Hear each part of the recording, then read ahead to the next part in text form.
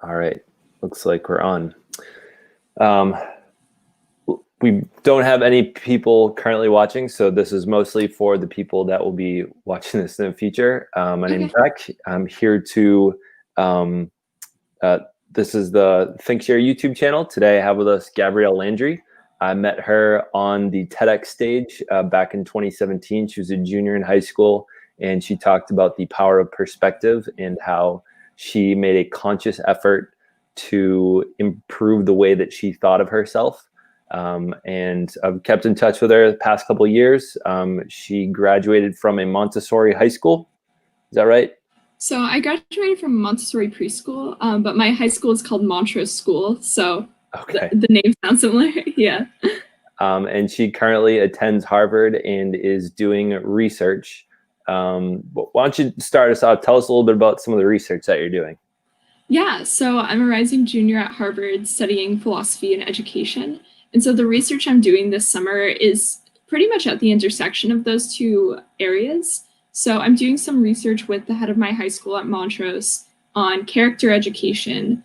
And basically what that means is like how we teach students and prepare teachers as well to be equipped with basically virtues of practical life, I guess. So not in like an ideological sense of virtue, but basically like what does it mean to be intellectually honest when you're producing some kind of science report, or intellectually fair-minded when you're writing a history paper or something like that.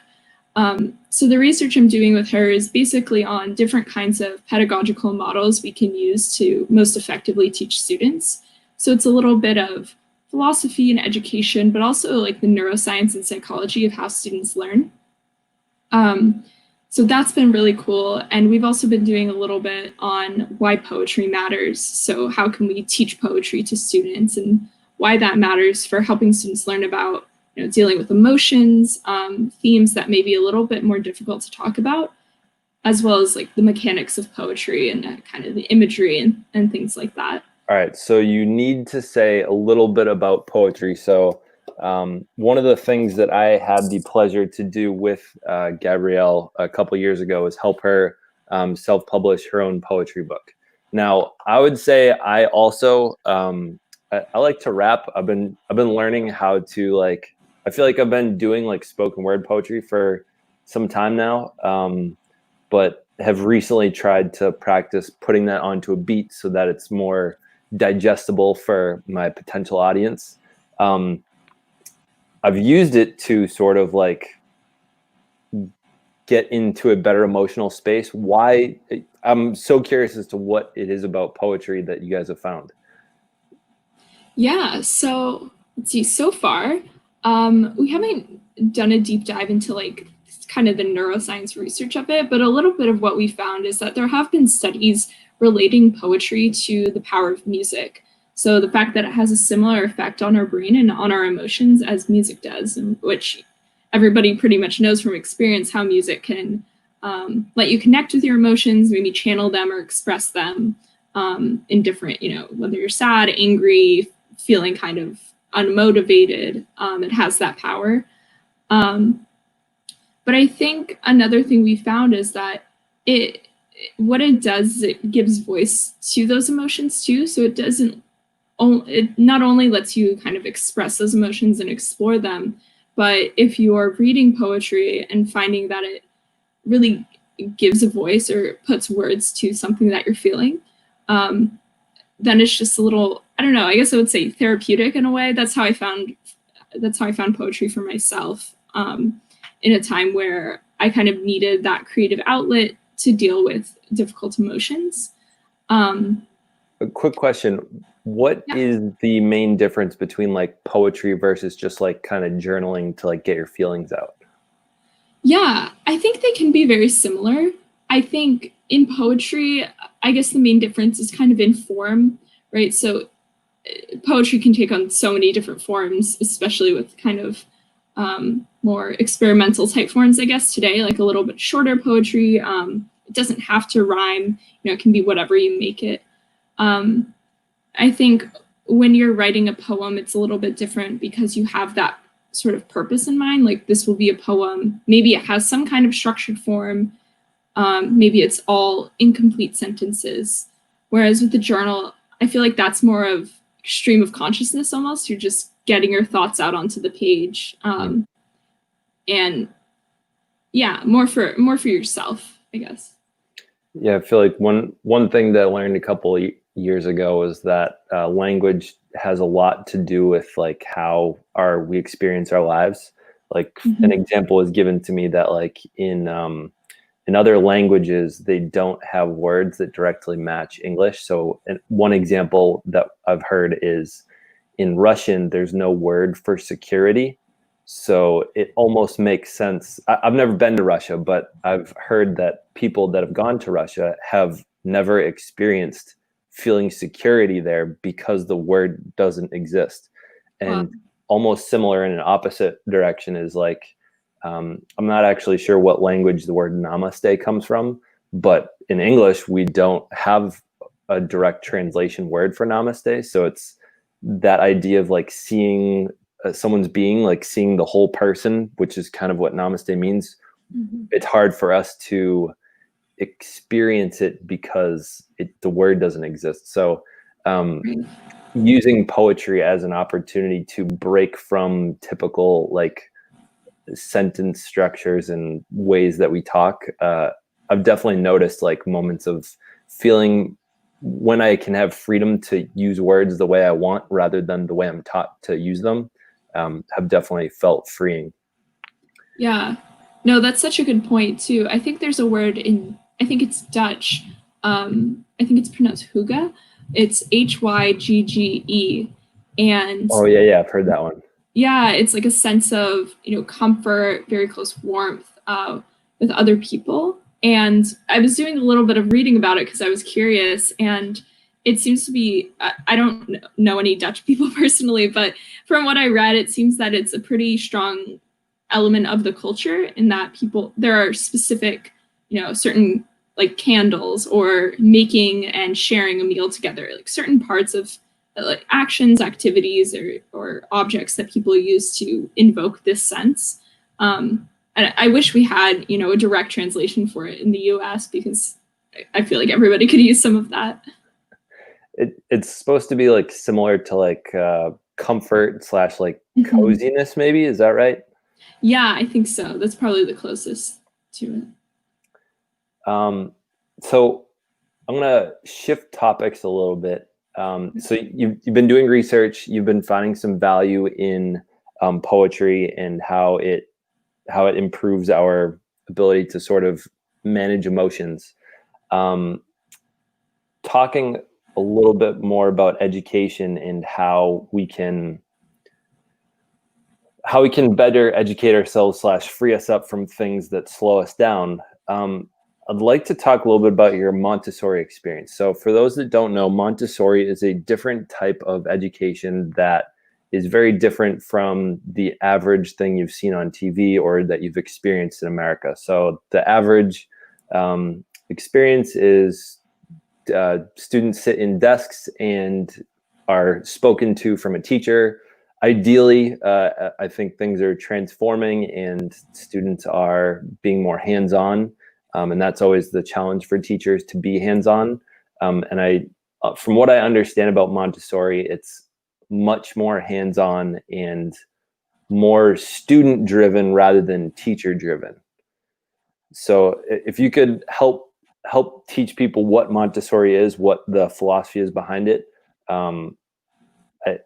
I just wish it existed more in school. I've been looking around at jobs recently and have seen a couple of them. I can't say I've gotten a call back from any of the Montessori schools that I've noticed, but it seems like a really interesting job that I'm not even necessarily qualified for because my teaching licenses don't cover that. Right. Yeah, absolutely. So to give you a little more context, so my parents run a Montessori preschool, and it's actually run from our house. So I wake up like at 9 a.m. to the sound of preschoolers singing songs and like greeting each other at the door or running around my backyard. Yeah. But yeah, so I would say Montessori differs from traditional education probably in 3 ways. The general philosophy of education, the physical classroom, as you mentioned, and basically the pedagogy or the materials and methods used. So the philosophy, basically it has to do with this idea of children having very unique and immeasurable potential. It's sort of this idea of children and kind of a conception of child psychology almost, that children can learn anything, that they're innately very curious, and that they discover things better than being told things. And the practice was founded by Maria Montessori, who's the first female MD in Italy. So she wanted to create this new method of learning because she saw that children weren't learning as well. She had a particular interest in children with learning disabilities or physical disabilities. And Montessori continues to be very good for kids with those kinds of challenges, for other reasons, which I'll get into. So the philosophy is very much like individualized to the child. And so for that reason, the classroom is not set up with like rows of desks. I think it depends. So there are some Montessori middle schools and high schools, but I just know preschool level most directly. So in my parents' classroom, they have a lot of open floor space and small rugs that the kids can unroll and sit down on the floor and use for an activity. There are some tables where the kids can, use some kind of tabletop thing that, I don't know, if there's something with lots of tiles or larger objects that they want a table for, they can use that. And the classroom, at least again in my parents', is arranged with different centers, kind of, so different sections of cabinets or cubbies for the different subjects. So I think it's language arts, math, science, geography, and practical life, which is a fun one. That's like how to button up a shirt or how to set a table, different things like that, how to pour water from a pitcher. And so during the day, the kids can go and select an activity and sit down with it and work on it. And my parents, as the teachers, walk around and help the kids when they need help or teach them how to do an activity. But then most of it is, as you mentioned before, like very much student directed. So they'll choose the kinds of things they want to work on. If my parents find that, somebody's been doing math for a while, but kind of needs to start reading, then they'll direct them towards like some sandpaper letters to learn their letters and things like that. The last thing I want to say about the classroom and the pedagogy is that it's a mixed age classroom. So my parents have, since it's all preschool, they have, like year-old kids all the way to like 5-year-olds in the same classroom space. So what that means is that an older student can sit down with a younger student and teach them how to do an activity. Sometimes it's the younger student helping out the older student, but basically introduces a lot of like collaboration between the kids and helps them to learn how to get along. I don't know why we have this notion in American education that like just because we're in the same age group, like that's a grade and it's like kind of totally separate in the learning process. But Montessori just kind of breaks down those barriers too. Yeah, because you get to like the professional world and it's like the first time in 21, 22 years for most of us that all of a sudden all the people we're working with are not the same age as us. And it's like a really strange like culture shock that I think a lot of people have that it's almost surprising that hasn't been solved before. Like why have we all been trained in this way that we're not mixing ages with the other people? So that's awesome. Exactly. Yeah. How would you say that has, starting out in that environment, has shifted maybe the trajectory of your learning career?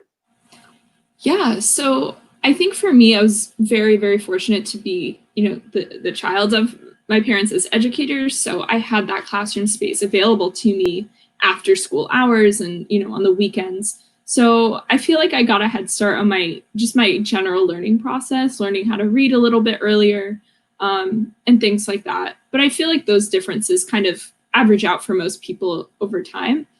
I would say that the main things that kind of stuck with me were just this approach to learning. With Montessori activities, I think kids really learn how to be patient and focus on an activity and kind of stick with it. And if they're doing it wrong or not really, if it's not clicking yet, there's a push to just stay with it and keep trying, or get some help and continue trying, rather than to get frustrated and leave the activity, or put it away and have an aversion to that activity or that subject later on. So I think it really taught me to just be curious and open, to be patient with my work and invest the focus in it, or get help if I needed. And I think it instilled a lot of independence in me too. I definitely worked a lot, like with my friends in the classroom and my siblings who were also there as well. But I think it teaches you to kind of discover for yourself the things you like to do. And once you master an activity, you can work on it totally on your own. That's kind of the mark of, I guess, mastery, is that independence stage.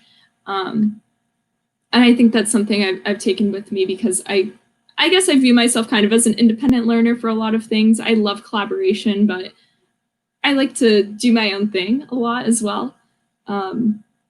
So yeah, just kind of that general approach to learning, the way I think about learning new things. Yeah, I feel like it's been a I don't know when or how I was kind of taught it, but the wanting to continue learning new things that are not necessarily familiar to. I'm really glad that I have that. And I feel like that's one of the skills that I don't really know quite how to teach to my students. The best thing I've really been able to come up with is trying to have them set goals or come up with things that are really interesting to them, and then apply, like as a math teacher, apply how I can teach math through that, such that they would want to learn more about it. And it sounds like starting out your educational career in that space, where you're encouraged to find something you're interested in, stick with it for a long time if necessary. I can definitely imagine where that would make a huge difference for a lot of people. And I wonder, I was sidetracked when I was preparing for this interview earlier this morning. Have you ever seen The Wire? It's a No, TV I show. haven't. No. So there's this in season 4. I haven't watched the whole thing, but one of my graduate classes, some of the homework was to watch part of season 4. And part of season 4,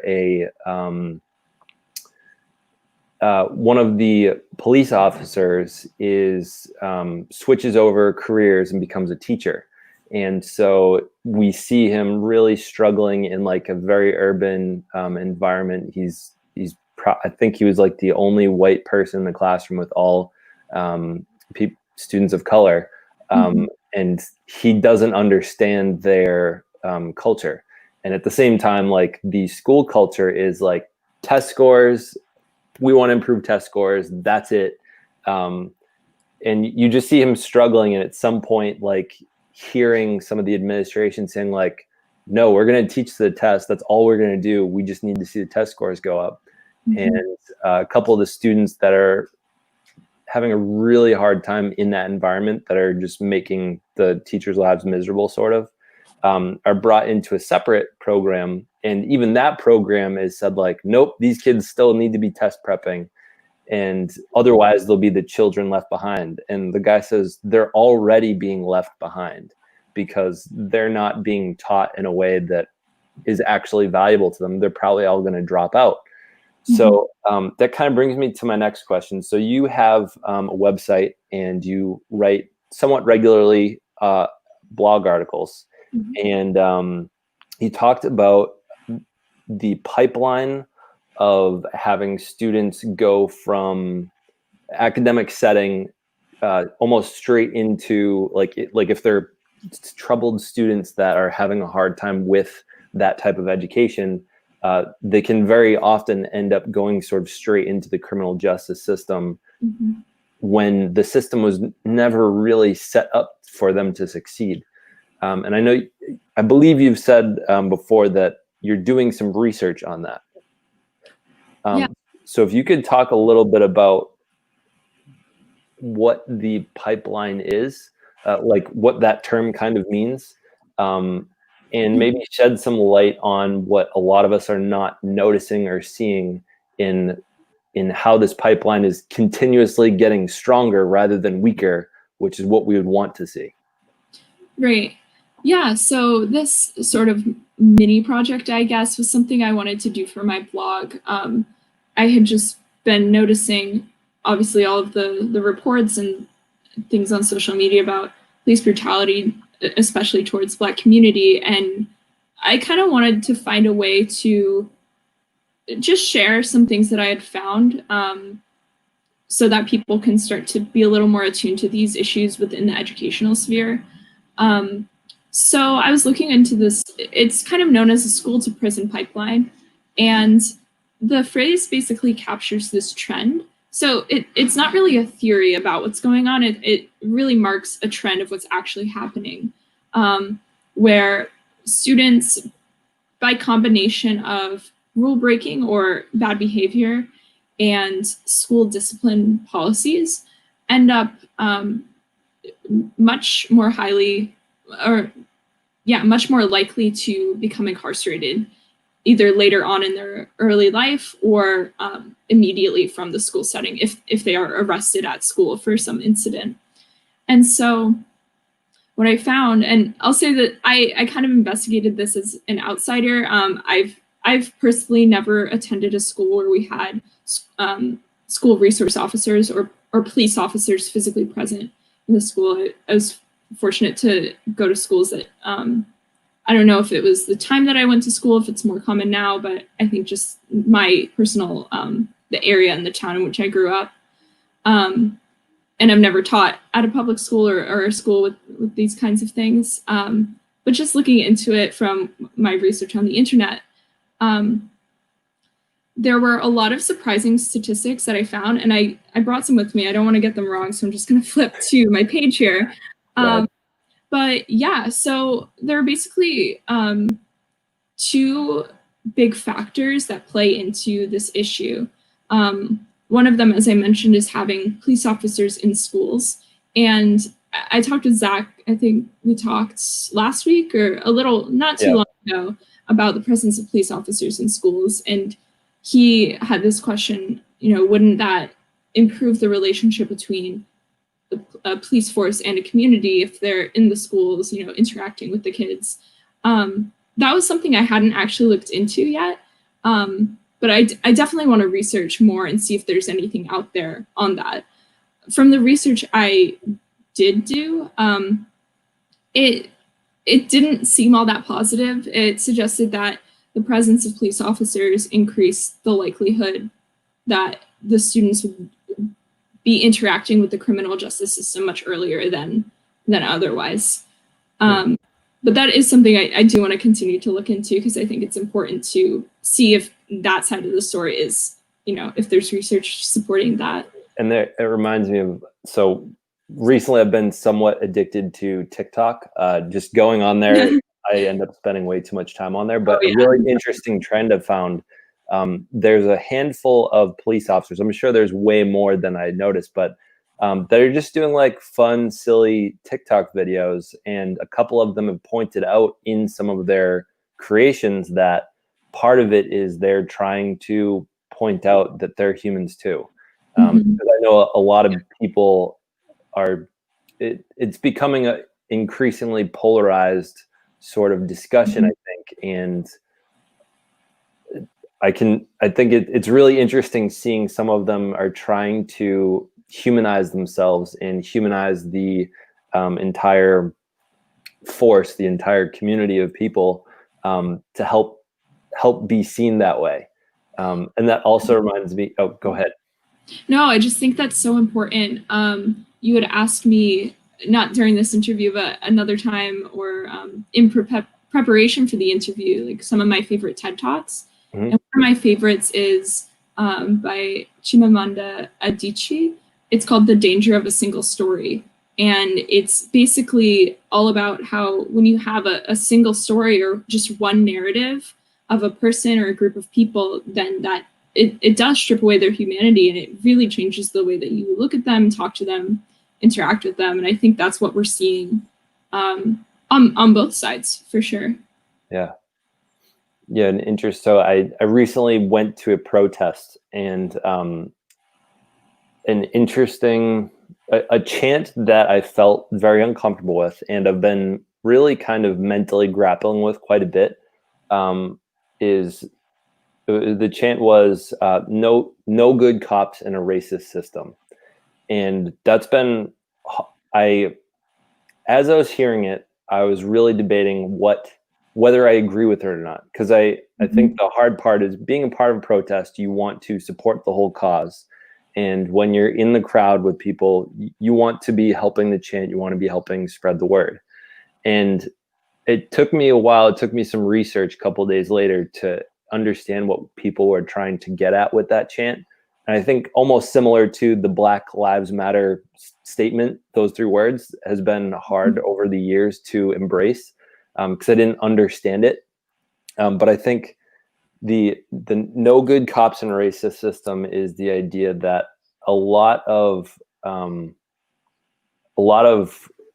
organizations, a lot of police stations and unions have created a sort of I guess I can't say fraternal because there are women too, but sort of like a brotherhood, like I got your back friend over like calling each other out. And so it seems like that sort of system is what really needs to be broken. And we saw it was really relevant in the George Floyd moment, as we saw the officer was there keeping like the onlookers away rather than saying, hey man, we should check his pulse. I think that this EMT over here that's telling us to do that seems like a good idea.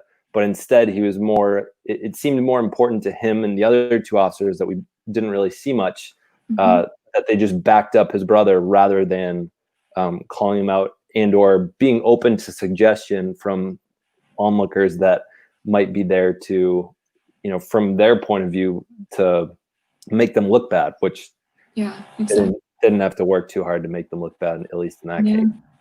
Right. But yeah, so it seems like the pipeline is continuing to strengthen as long as people stay less human and more a stereotype that is assumed by either side. Right. I had another question about that. Hold on a second.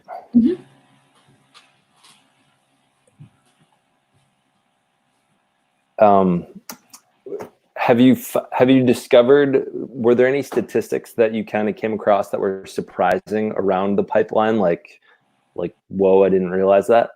Yeah, definitely. So I brought a few here. So I guess I'll just read through a few of the main surprising ones that I found. So students who drop out of school are 8 times more likely to be incarcerated than students who graduate from high school, which I thought that was just a crazy number. I guess it does make sense a bit when you think about it, but yeah, just a crazy one. Another one, suspended or expelled kids are 3 times more likely to be in contact with juvie the following year. Really? Yeah. Now, is that for like a one-time like suspending, or is that like if they're continually suspended? So I'm not sure. I think I got these stats from the ACLU, they had a great page on the school to prison pipeline. So I'm not sure if it's multiple offenses or just like one suspension or suspension. Yeah. I was actually suspended once in high school. I got into a it's kind of interesting you bring this up. So I was suspended for a 0 tolerance fighting policy. The vice principal acknowledged that like I was kind of brought into the fight. Like it started, I was pushed, and then I think I kind of pushed him back, or I might have like spoken strongly, and he threw the first punch, and he was a wrestler and ended up like climbing on my back sort of, and it was broken up before I really had a chance. I was a smaller dude back then. And so I was brought into principal's office for fighting, and it was a 0 tolerance. So I was suspended. And I think my mother actually, so she's a teacher, or she retired in '09, but she was able to stay home with me.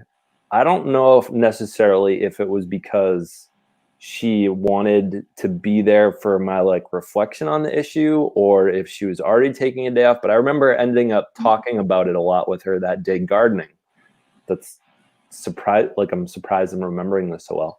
But you know, if I had been left home just there to like, especially if like I had been doing something that maybe I was in the wrong, but I didn't feel like I was in the wrong, like I could totally see where your average teenager, especially if they're judged all the time for being a bad person, where that's a huge opportunity to get into worse trouble. I had parents that had the flexibility to stay home with me and make sure I didn't do anything stupid. I could easily see myself, you know, if there are other kids or there are older kids that were around and were doing drugs or something, like I could end up roped into some other culture outside of school due to even just one day or multiple days. So I'm glad you brought this up, because I'm reflecting on like how easy it could have been if my parents didn't have the flexibility to stay home with me. Yeah, definitely. And I think just from what I found, that issue right there, you know, like what happens when you are suspended, when you are out of school, what happens then? I think that's where the kids who are more likely to be incarcerated, like that's the source of that issue, either because they'll continue to repeat those behaviors that got them in trouble in the first place, or because they'll get into some worse situation. Yeah, and like the suspending, like I know for a lot of students that probably are ending up in fights, that's getting exactly what they want, which is to not be in school. And there's no space, there's no opportunity, there's probably no forced reflection on that.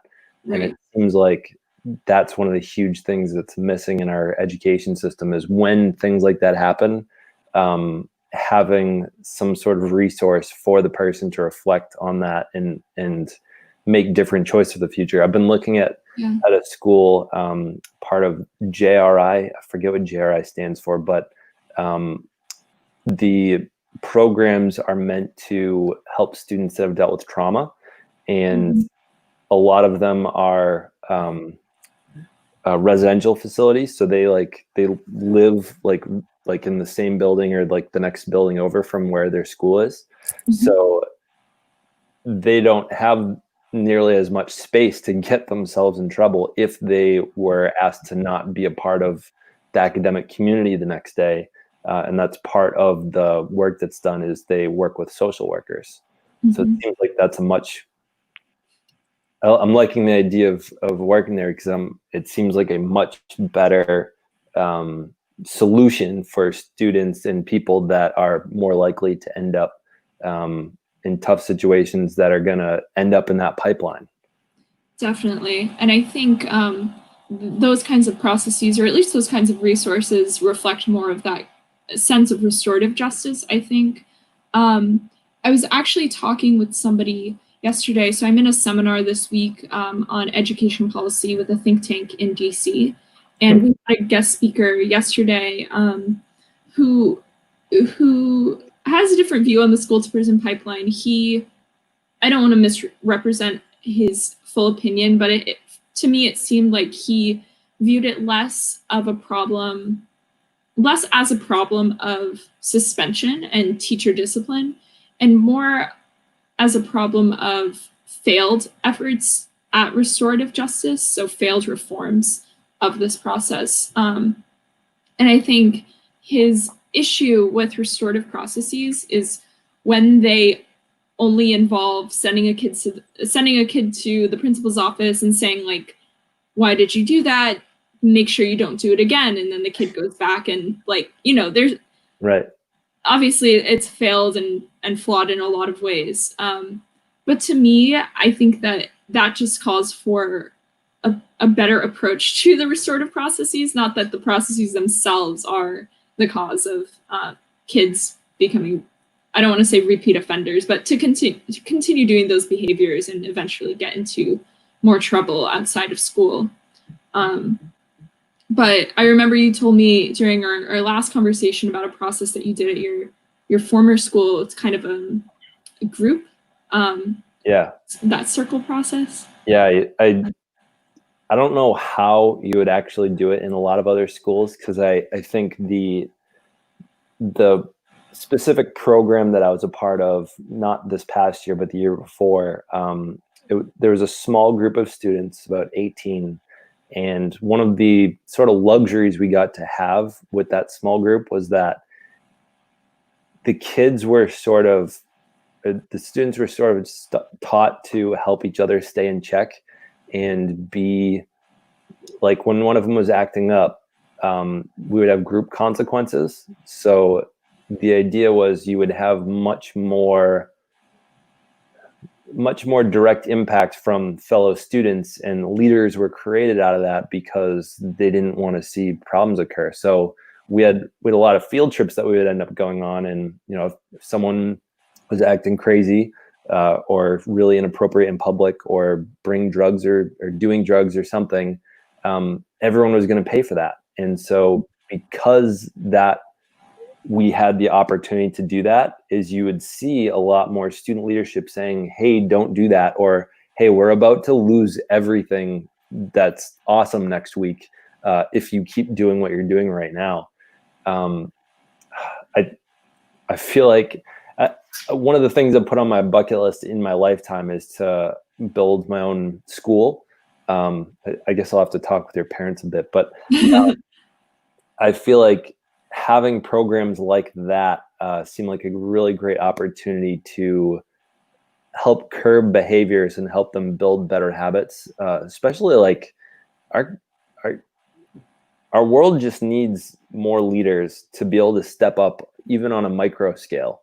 I feel like there's so many opportunities where if there were leaders in the room, so many less bad things would probably happen. And our schools aren't necessarily teaching students to be leaders. They're teaching them to keep your head down and shut up when bad things might be about to happen, because you won't be impacted. The community might sort of be impacted, but it's mostly a victim and the person causing the problem that will really suffer any consequences. So if, like, I imagine that if everyone went to a school where there was restorative justice, if there was sort of group punishment because the smaller internal leaders of that group were making a difference, like, I feel like we'd live probably in a different country. Yeah, definitely. And you do see other countries. I think it's Finland. I mean, it's probably one of the Scandinavian countries, but I think Finland definitely has some really good models for those processes. I found that Finland is has a lot of things going well for them in education, more so than the US. Just from, I did another article on my blog about tracking and putting kids in tracks based on achievement level, and how that in the US has led to a lot of achievement gaps. Even though there's supposed to be mobility between tracks, you're supposed to be able to move up if you do well. That just doesn't really happen. And Finland's one of those countries that eliminated tracking, I think, before the students reach age 16. So until then, you're in mixed achievement classrooms with teachers who know how to teach to different achievement levels. And I'm not positive, but I believe they also put in place like restorative methods of discipline where you don't have policies and stuff. So are you saying, like, once they hit age 16, there's no honors classes, there's no AP classes, there's no level classes? So before age 16, there's no accelerated or CP or whatever. Okay. At age 16, once they've reached like that age in high school, then they have different levels. I'm sure they have some equivalent AP and that kind of thing. Interesting.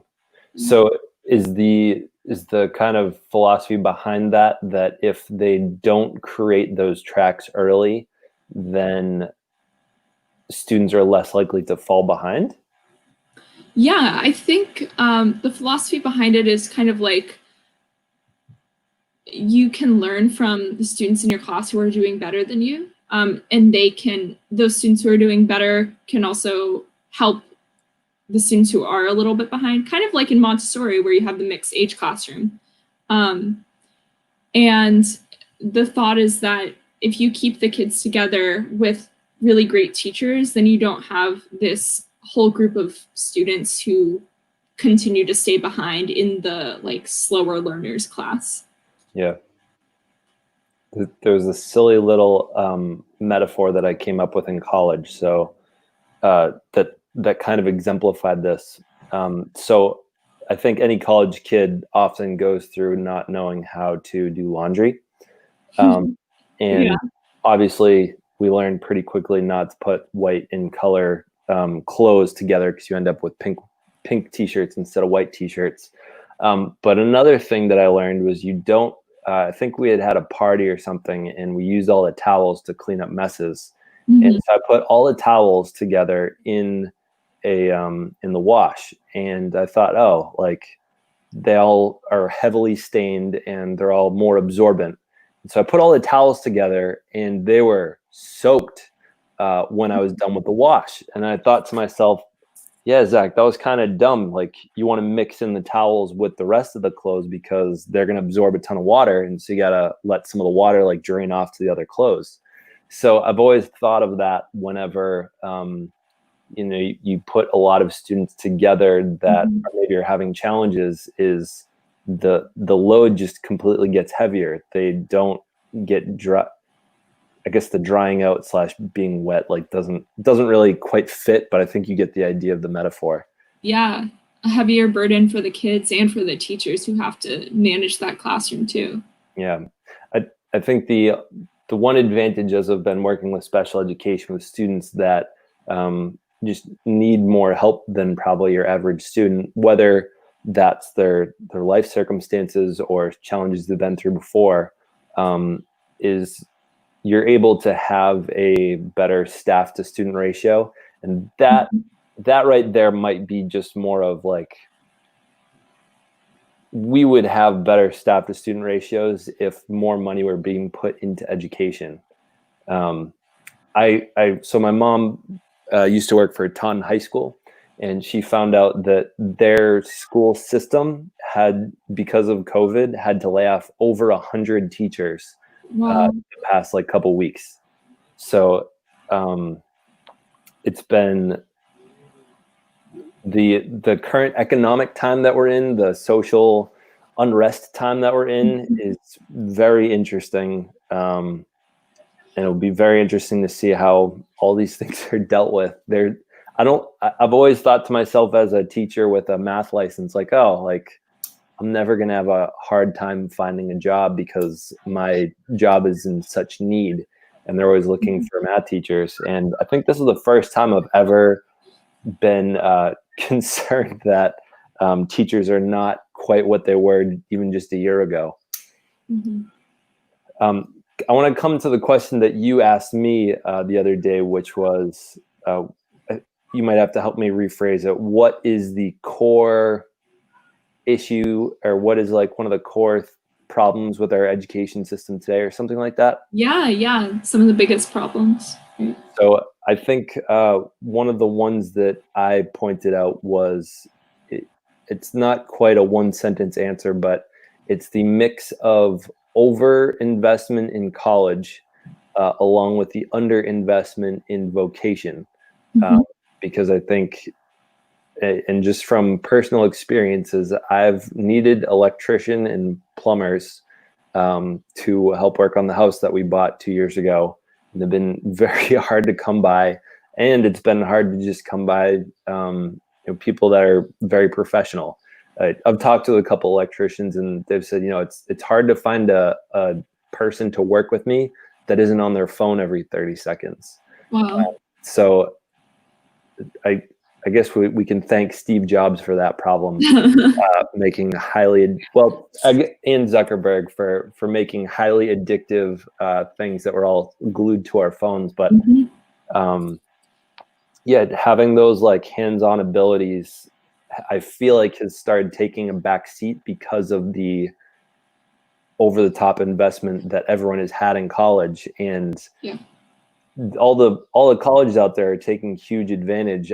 There's a documentary I've been wanting to watch for years. I still haven't seen it just because I've been unwilling to pay whatever the $5 is to rent it or whatever. But I think it's called the Ivory Towers or something, and it talks about kind of what's going on behind the scenes of college campuses. But yeah, I feel like we need more vocations out there, and I think it's underappreciated, like how well. So I'm going to come to a quote that I heard from Jim Rohn. He was Tony Robbins's mentor.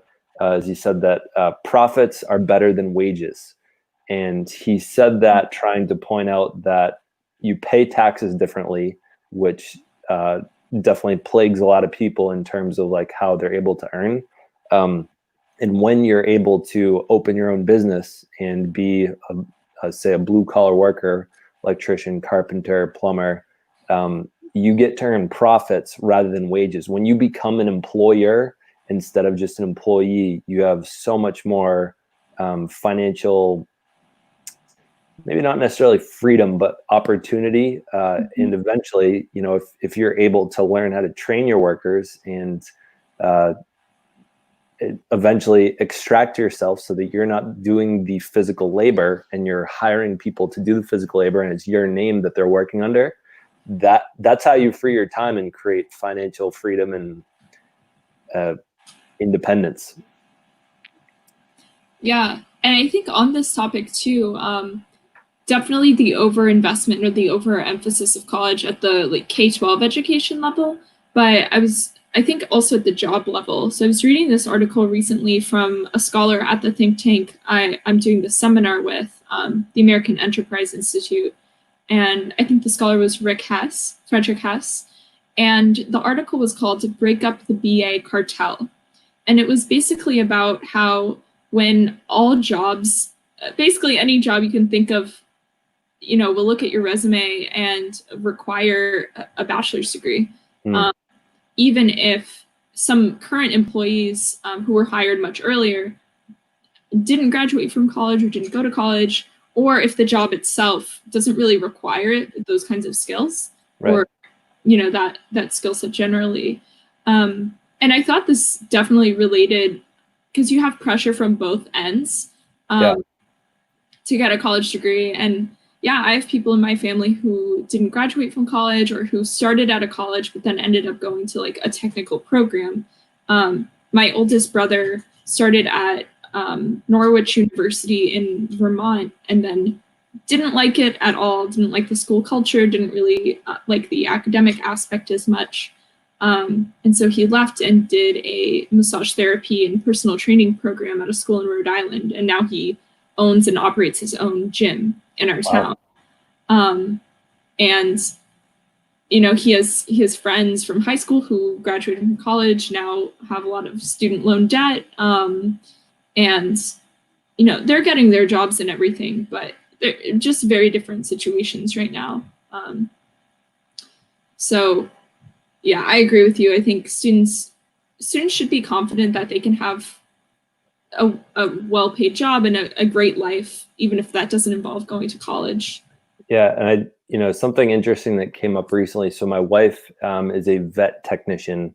For those that don't know the lingo of that, it's sort of like a nurse of veterinarians working with animals, and she's studying for a test to take in August to get her certification.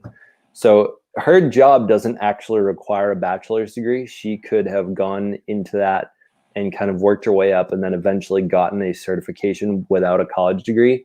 Certainly helps, I think, having a college degree because she's had more opportunities to work with diverse people, which probably makes her better at her job, and being more detail oriented, being more having to work on deadlines and stuff, like I think that probably helps. But finding jobs like that seems, now I know for me I probably see it as extra hard because I'm a teacher, and all teachers, I could understand where a college degree would be really important. But then again, like I feel like if you are someone that wants to teach business or you want to teach math, or computer science and you've never gone to college, but you've developed your own app or you've started your own business, like I feel like you should be able to teach those things. Right. But yeah, like my math teaching license was, I needed a bachelor's degree. I needed to pass 2 tests. And I'm pretty sure if I had gone through maybe sophomore year of college, I probably could have passed that test.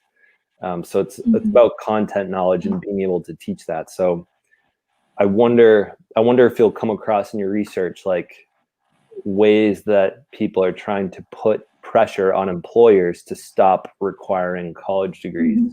And I wonder, I think the college bubble will eventually burst if people start realizing that for employment, they don't need to ask people to have those degrees.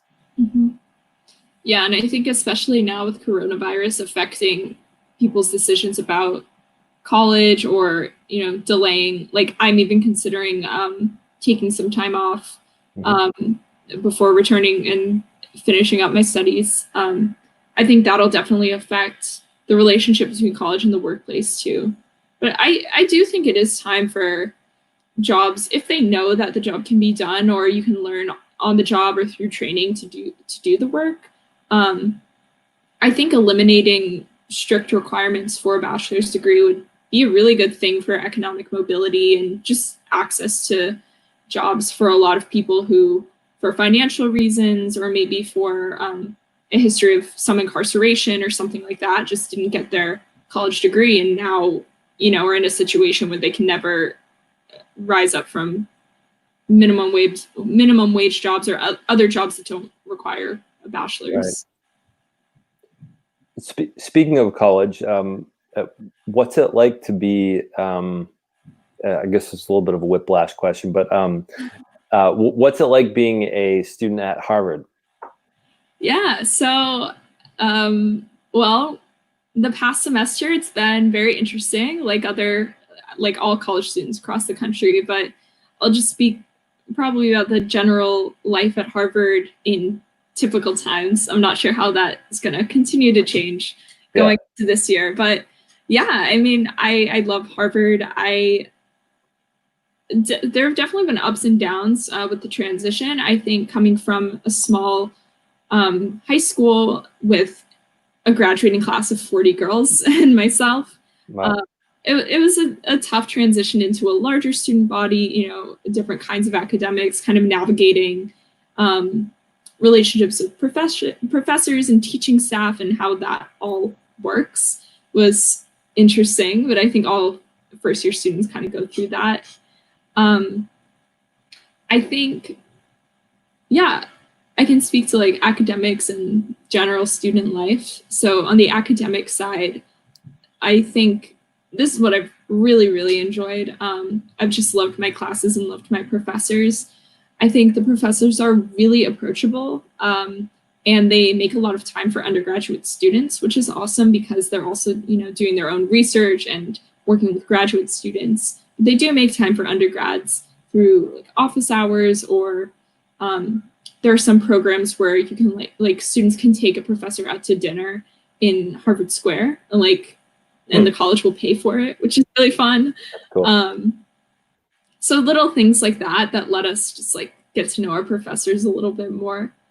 I feel like when I think of Harvard, I think of movies, like in the representation of Harvard movies. I don't know. I probably get MIT and Harvard confused, but I think of The Social Network, and I think of I don't know if it was Good Will Hunting, and what was that other one? I think it was 21 with like Kevin Spacey, and they learn how to count cards. I feel like I don't know if I would call it a stigma or like a prejudice I would probably have against Harvard people is that it's like a bunch of like rich kids kind of getting to go there more because they're money than their academics. Can you speak to that? Yeah, definitely. So of the movies you mentioned, I've seen The Social Network, and just watching it, I was like cringing a little bit because I have honestly met some people who are like that. I would say that there are definitely those kinds of people in terms of just a wealth and status, like that is true. I think in general, for the people I know who are from higher socioeconomic backgrounds than I am, I'm on a lot of financial aid. But I think in general, the kind of student culture, people are generally really nice, really open to hearing different ideas and talking to people and getting to know them. I would say probably at all elite institutions, there are the people who you meet who have kind of that little bit snobbier attitude. But for me, in my experience, like I've found that that's kind of the exception, not really the rule for most people. I do think people in the student body are more aware kind of those issues and aware of those tensions. So I'm involved in the first gen low income community. I'm not in any like leadership positions, but kind of just like within that community. And I found that the leaders of that group are very diligent about communicating with us in the community and like providing different resources. So I guess the biggest example was when back in March, the college announced that we had to move out within 4 or 5 days of that week. I got immediately so many emails from the first gen low income email list that were like, if you can't afford storage, here are resources that we just found. Like we just partnered with this local storage unit. They'll give everybody, a free space if you call them at this number, tell them that you're in this group and that kind of thing. That's really cool to hear. Yeah. And then within like a couple of days of hearing the news, there were so many spreadsheets being circulated with like, if you need emergency housing for the time being, like if you can't get home right now, here are people who will open their homes to you, like alumni, current students. And I imagine Harvard probably has like people all over the world coming there, right? Yeah, definitely. So many international students. My boyfriend's from the UK and he had to scramble to get a flight back to London like within a few days. At the same time when so many people were trying to do that. So my freshman year roommate is from Zimbabwe, and I believe she ended up just staying on campus because Harvard did allow a very small number of people to stay on campus if they needed to. But for the rest of us, it was like scramble to get back home. For me, it was much easier because I'm local, so it was just about an hour drive. My parents were able to pick me up. But yeah, I guess in that moment, through all the chaos, just seeing the community come together was really impressive and made me feel happy to be in that community, in the general Harvard student community, just because people were really taking care of each other and helping each other out when we all needed it. Yeah. Would you say that you have more opportunities from being at Harvard? Does it feel already? So I think this is probably another a judgment that I probably have of someone going to Harvard is that you probably have more opportunities coming out of that environment and that network. Have you already felt or experienced anything like that so far? Yeah, I honestly have. I think one of the perks of Harvard having a really big endowment is that they do have a lot of resources for undergraduates to use during their time at the college. I mean, this is true of like a lot of colleges outside the Ivy League as well. But so for me, some examples of that, I was able to, I've been able to travel internationally twice on Harvard's dime. Wow. First time was for 2 weeks to Chile for kind of a service Spanish immersion program, totally paid for by Harvard, which was awesome. Great experience for me as well. Wow. The second time was last summer. I studied abroad in Prague for 8 weeks through Harvard Summer School. So it was a Czech language program, totally immersed in the capital of the Czech Republic. And we got to travel to different regions of the Czech Republic as well as Slovakia. And that was also pretty much all paid for by Harvard. So do you speak multiple languages? So if you had asked me around this time last year or a little bit later last year, I could say that I was pretty confident in like beginner's level Czech. I'm way out of practice now, but I think I could probably hold my own at a restaurant, maybe. It's funny though, because in Prague especially, pretty much everybody speaks English as well as Czech. So you can walk into a restaurant, they'll see that you're a tourist and they'll just talk to you in English. Even if you're talking back to them in Czech, they'll just like continue to speak in English. Yeah, so I don't remember much Czech, but yeah, I mean, I took Spanish all through high school and had that immersion program. I'm pretty out of practice with Spanish as well, but I think I could pick that up much more easily with a little bit of practice and time. What were some, I've never been to either of those countries. What were some takeaways that you got from those experiences? Yeah. So the trip to Chile was my first international experience. I think I really enjoyed being in the capital. So we spent the first few days just in the capital. They called it like cultural immersion, Spanish immersion, but we were pretty much just traveling around with our friends, like doing fun things and speaking in Spanish and practicing at the same time. Yeah. I really loved seeing the art and the history. We were able to go to a few museums and just going around the city, seeing different murals and different historic sites of poets. One of my favorite poets, Pablo Neruda, is Chilean, and he has a house had a house in Santiago. So we were able to visit, see like the architectural design, and see where he would like invite his friends over to read poetry and stuff. So that was super cool. And I think just knowing about current issues in South American governments is really important. I mean, probably the biggest example people in the US know a little more about is like Venezuela. But yeah, I think it's important to just kind of have a little bit of a sense for what's going on and the kinds of issues that are affecting the people living in those countries. The Prague trip, so that was my first time in Europe, and I really, really liked like Eastern Europe. I think a lot of people, especially from the US, just going to Europe for tourism or for fun or to visit people, we tend to stick to Western Europe.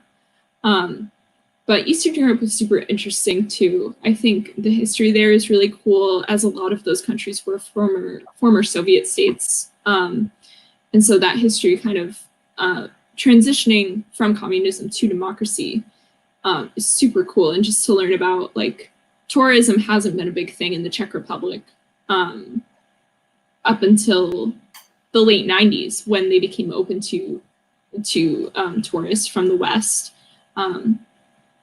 And so just going there, seeing places where people would protest by drawing graffiti on the walls. There's this one wall in Prague called the Lenin Wall, and it's called that after John Lennon from the Beatles, because the Beatles were seen as this huge symbol of the West, and so they like weren't allowed in Prague at all. So people, as a form of protest, would draw graffiti on this wall with lyrics from the Beatles, images of John Lennon, and you can still go and see, like, people continue to put graffiti on the wall. Now it's not really as political, I guess, but it's very touristy now. But I don't know, I'm kind of rambling, but just to see sites of like these historical places and see how the people have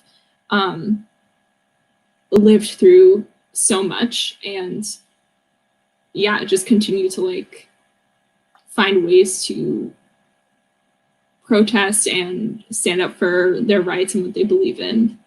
Yeah, I know I've been to Europe once. I went to Italy when I was like 13 or 14 with my parents. And I remember thinking, like, this is crazy to think that some of these sites have been around for so long, because I forget how new America really is compared to these like established places from like centuries ago, rather than just like 2 or 3 centuries ago. So I feel like that I went to like the Spanish Steps and like went to what was it, the Vatican, and that was those are some pretty crazy experiences. So I feel like I understand like what you're talking about there.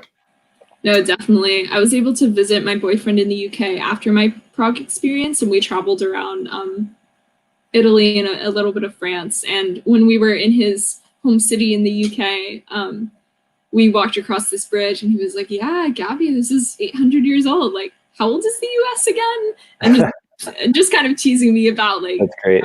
Americans will say like, oh, like this is like over 200 years old. And I walked across a bridge that was like 800 years old. So there's like no comparison.